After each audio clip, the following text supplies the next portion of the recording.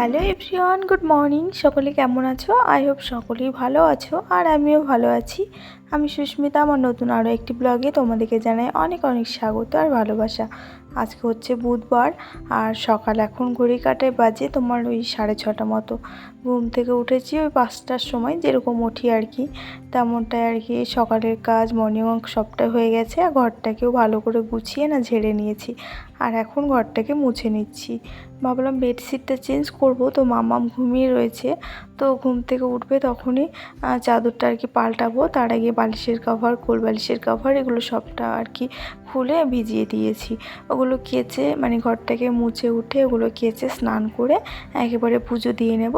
তারপরে ওকে মাম্মামকে তুলে স্কুলে পাঠিয়ে বেডশিটটাকে চেঞ্জ করে ভিজিয়ে রাখবো।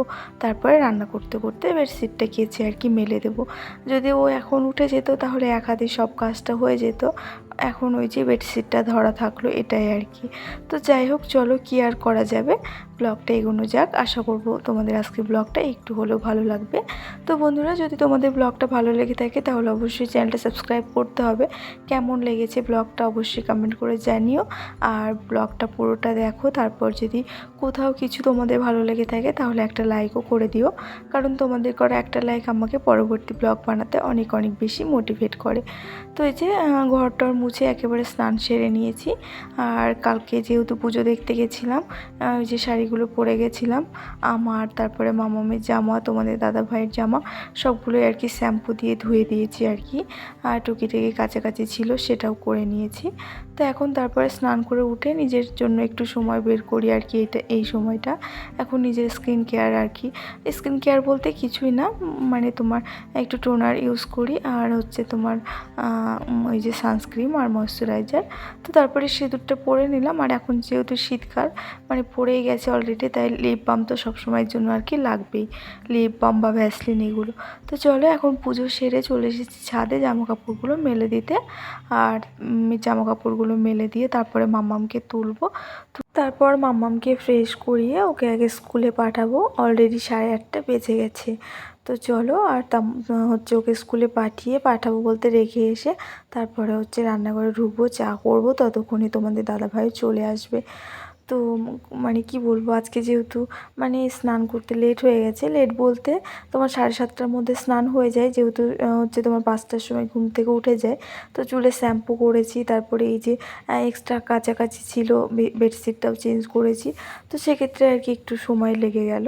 তো যাই হোক, 8:30 পারই হয়ে গেছে। এবার মাম্মামকে আগে স্কুলটায় রেখে আসি। আর 9টা বেজে গেলে তখন দিদিমণি আবার বকাবকি ঘরে। তো যাই হোক, তোমাদেরকে বলছিলাম না যে মাম্মাম স্কুলে যেতে চাইছিল না, কি হয়েছে কি জানি। তবে এখন আবার জোর জোর করে রেখে এসে না, এখন আবার ও নিজে থেকে যেতে চাইছে। এখন আর ওকে জোর করতে হচ্ছে না বা বলতে হচ্ছে না। ঘুম থেকে উঠে ও নিজে থেকেই বলছে স্কুলে যাওয়ার কথা।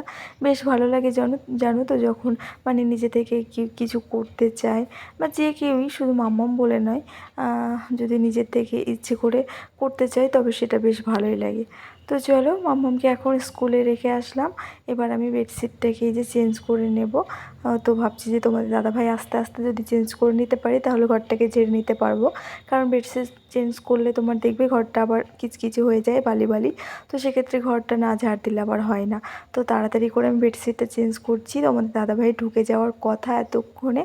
তো আজকে আসার পথে মাছ আনবে বলেছিল, তো বাজারে ঢুকবে, তো সেই কারণে একটু লেট হবে 2-10 মিনিট আর কি। তাই আমি ভাবছি যে তোমাদের দাদাভাই ঢুকে যাওয়ার আগে তাড়াতাড়ি করে আগে বেডশিটটা চেঞ্জ করে ঘরটাকে ঝেড়ে নেবো। তো কী আর করবো, সবেমাত্র এই যে বেডশিটটা চেঞ্জ করেছি আর চলে এসেছে তোমাদের দাদাভাই। তো বললাম যে একটু দাঁড়াও, আমি ঘরটাকে ঝেড়ে নিই আর কি, ততক্ষণে তুমি হাত পাটা ধুয়ে নাও। তো তারপরে চা করবো। তো এদিকে দেখো, বেডশিটটাকে চেঞ্জ করে দিয়েছি। আর হচ্ছে এই বেডশিটটা তো আমার একটা জানোই তো পছন্দের। তো যাই হোক, তারপরে এখন এই যে এদিকে ভাত বসিয়ে দিয়েছি চা খেয়ে। আর এদিকে দেখো কতটা মাছ এনেছে তোমাদের দাদাভাই। আসলে কি হয়েছে, গোটা মাছ নিলে না একটু দামটাও কম পাওয়া যায়।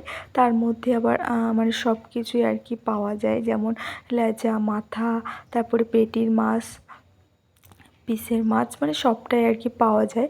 আর যদি এমনি কেটে নেওয়া যায় তাহলে হয়তো পিস পাওয়া যায় বা পেটি নিলে পেটি, তো সেক্ষেত্রে আমাদেরই লস হয়। তবে এই যে গোটা নিয়ে মাছটা আবার আমাদের এদিকটাতেও লস, কেন বলো তো? কারণ ফ্রিজ নেই যে ফ্রিজে রেখে 2-3 দিন খাওয়া হবে। তো এই ক্ষেত্রে না হচ্ছে তোমার কি বলবো, একদিনেই রান্না করতে হবে সেই জন্য। তো যাই হোক, কী আর করা যাবে। এদিকে হচ্ছে তোমাদের দাদাভাইকে বললাম মাছটা একটু ধুয়ে দাও। আর যেহেতু এখন ছুটিতে রয়েছে, তো সেই কারণে তোমাদের দাদাভাই বাড়িতে থাকলে কিন্তু আমাকে আমার কাজে অনেকটাই হেল্প করে দেয়, অনেক মানে অনেকটাই। সেটা আমার বেশ ভালোই লাগে। এটা আমার বলে না, প্রত্যেকটা আর কি বউদেরই এটা একটা ভালো লাগার ব্যাপার। যদি তাদের হাজবেন্ড তাদের কোনো কাজে একটুখানি হেল্প করে দেয়, তাহলে তাতে কি বলবো, অনেকটাই বেশ ভালো লাগে, তাই না বলো? তো এদিকে মাছটা ধুয়ে রেখেছি, এবার আমি নুন হলুদটা মাখিয়ে না ভেজে নেব। আর রান্নার কাজে আমাকে অনেকটাই হেল্প করে থাকে তোমাদের দাদাভাই। তোমরা তো আমার ব্লগে দেখেই থাকো। আসলে আমরা যে বলি না, এই যে আমাদের সংসার বা আমরা সংসার করছি, এই যে সংসার কথাটা শুনতে অনেকটা ছোট মনে হলেও না, এর দায়িত্ব কর্তব্য কিন্তু অনেকটা, তাই না বলো? শুধুমাত্র এক সংসার করাটা যে শুধুমাত্র রান্নাবান্না খাওয়া দাওয়া এটা কিন্তু নয়। এর মধ্যে অনেক দায়িত্ব কর্তব্য থাকে, অনেকটা পরিশ্রম থাকে, অনেকটা ভালোবাসা থাকে।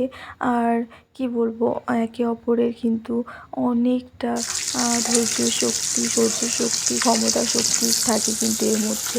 তো সংসারে যদি আমরা উন্নতি চাই বা সংসারের উন্নতিতে একজন বাড়ির গৃহিণীর বা বাড়ির বউদের যতটা ভূমিকা থাকে, ঠিক ততটাই কিন্তু একজন বাড়ির কর্তার বা পুরুষেরই কিন্তু ভূমিকা থাকে। যদি স্বামী স্ত্রী বা হাজব্যান্ড ওয়াইফ যদি আমরা একে অপরের হাতে হাত রেখে না প্রত্যেকটা দায়িত্ব কর্তব্য সমানভাবে ভাগ করে নিয়ে পালন করে থাকি, বা সুখ দুঃখ একসাথে ভাগ করে নিই, তাহলে দেখবে খুব সহজেই কিন্তু সেই সংসারের উন্নতি ঘটে। আর সংসারের লক্ষ্মীশ্রী বজায় থাকে এবং সংসারে কিন্তু কি বলবো, সব সময় সুখ শান্তিতে ভরে ওঠে, তাই না বলো? শুধুমাত্র একজন গৃহিণী কখনোই পারবে না একটা সংসারে কিন্তু সুখ শান্তিতে ভরিয়ে রাখতে। একজন গৃহিণীর যেমন চেষ্টা, পরিশ্রম আর ভালোবাসা থাকে সংসারের মধ্যে, ঠিক তেমন একজন পুরুষেরও থাকে।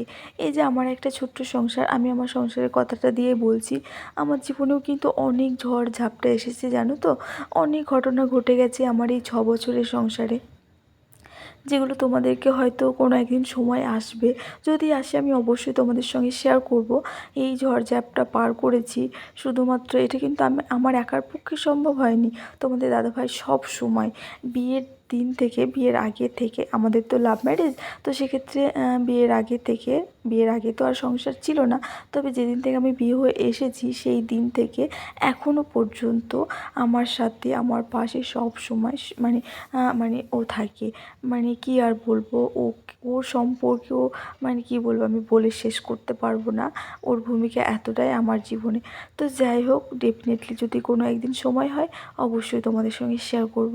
তো এই যে আমার সংসারটা না একটুখানি একটু একটু করে এগোচ্ছে বা একটু একটু করে বড় হচ্ছে, বা কি বলবো, মানে গুছিয়ে নিতে পারছি একটু একটু করে, এটা শুধুমাত্র আমার একার পক্ষে কখনোই সম্ভব হয়ে ওঠেনি। এর মধ্যে কিন্তু আমার যতটা পরিশ্রম, আমার বুদ্ধি যতটা বা আমার খাটনি যতটা রয়েছে, তার থেকে হয়তো দ্বিগুণ তোমাদের দাদাভাইয়ের পরিশ্রম আর ভালোবাসা এর মধ্যে, সংসারের মধ্যে রয়েছে। তবে এসেই কিন্তু একটা মানে আমার এই সংসারটা এই সুখ শান্তিতে ভরে উঠেছে আর কি। তো যাই হোক, তোমাদের সঙ্গে বকবক করতে করতে অনেক কথা বলে ফেললাম, আর অনেক কাজকর্ম আমার হয়ে গেছে। তো এদিকে দুপুরে আজকে রান্না করেছিলাম, ওই যে তোমাদেরকে বললাম না, মাছের তরকারি, আর করেছি হচ্ছে মাছের মাথা দিয়ে মুগ ডাল। এই ছিল আজকে দুপুরের লাঞ্চ মেনু। এখন হচ্ছে গুড ইভিনিং বন্ধুরা, এখন হচ্ছে সন্ধ্যার সময়। খাওয়া দাওয়ার পরে না অনেকক্ষণ ঘুমিয়েছিলাম, তারপরে ঘুম থেকে উঠে ঘরদোর ঝেড়ে আর কি সন্ধ্যাবাতি দিয়ে এখন এসেছি রান্নাঘরে। আর এখন বাজে হচ্ছে তোমার 5:30। তো এখন আমি রুটি করে নেব, 6:45 মতো বাজে। তো আজকে আর বেশি রুটি করব না, ওই হাতে গোনা 5-6টা রুটি করব, কারণ হচ্ছে তোমার ভাত অনেকটাই রয়ে গেছে। আসলে আমাদের দুটো মানুষের সংসার হলেও কিন্তু মানে রান্নাবান্না দুটো মানুষ তুলনায় একটু বেশি হয়, বিশেষ করে ডাল সবজি বা তরকারি এগুলো। অল্প ডাল বা সবজিতে আমাদের হয় না, সে তোমরা যে যাই বলো না কেন, তরকারিটা একটু বেশিই লাগে আমাদের। তো যাই হোক, রাত্রেবেলায় সাধারণত আমি তরকারি করি না, দুপুরবেলায় যেটা রান্না করি সেটা একটু বেশি করে নিই, ওটা দিয়ে রাত্রে হয়ে যায়। তো এখন এই যে রুটিগুলো ভেজে নিচ্ছি, তাহলেই হয়ে যাবে। তারপরে করব হচ্ছে চা। তো বন্ধুরা, যারা এতক্ষণ পর্যন্ত আজকে ব্লগটা কন্টিনিউ করছো, তাদেরকে অনেক অনেক ভালোবাসা আর ধন্যবাদ। তো আজকের ব্লগটা তোমাদের কেমন লাগলো অবশ্যই আমাকে একটা কমেন্ট করে কিন্তু জানাতে একদমই ভুলবে না। আর ব্লগটা ছেড়ে যাওয়ার আগে একটা লাইক করে অবশ্যই যাবে, কারণ তোমাদেরকে তো প্রত্যেকটা ব্লগে আমি বলেই থাকি, তোমাদের করা একটা লাইক আমাকে পরবর্তী ব্লগ বানাতে অনেক অনেক বেশি মোটিভেট করে। তো এদিকে রুটি ভাজা আমার কমপ্লিট, আর এখন একটু তরকারিগুলো গরম করে নিলাম। তারপরে এই যে তোমাদের দাদাভাইয়ের টিফিনটা এখন গুছিয়ে দিয়েছি। এই যে ডাল করেছি মাছের মাথা দিয়ে, আর মাছের তরকারি, আর হচ্ছে তোমার রুটি। অনেকটাই মাছ এনেছিল, দেখতেই পেলে তোমরা। তো সেক্ষেত্রে দুবেলার মতো করে মাছ রান্না করেছি, আবার রেখে দিয়েছি কটা কালকের জন্য, কালকে হবে। কারণ এতটা মাছ একদিনে খাওয়া সম্ভব নয় জানো তো, সেই জন্য দাম বেশি হলেও না অল্প করেই নিয়ে আসি। তবে আজকে নিয়ে এসেছে একটু বেশি করে আর কি। তো যাই হোক, এদিকে দেখো আমার টিফিন গোছানো সবটা কাজ কমপ্লিট, আর এখন আমি চা করে নিয়েছি গ্রিন টি। বিকেলবেলাটা একটু গ্রিন টি খেতে বেশ ভালোই লাগে, তবে সকালবেলায় একটু দুধ চা হলে না হলে কিন্তু আর জমে না। তো যাই হোক, এদিকে আমাদের চা রেডি, এবার চলো চাটা খেয়ে নিই। তো আজকে ব্লগটাও এখানেই শেষ করলাম, দেখা হচ্ছে পরবর্তী ব্লগে। সবাই ভালো থাকবে, সুস্থ থাকবে, আর এইভাবেই আমার পাশে থাকবে। আর আজকের ব্লগটা কেমন লাগলো কমেন্ট করে জানাবে। Tata, good night.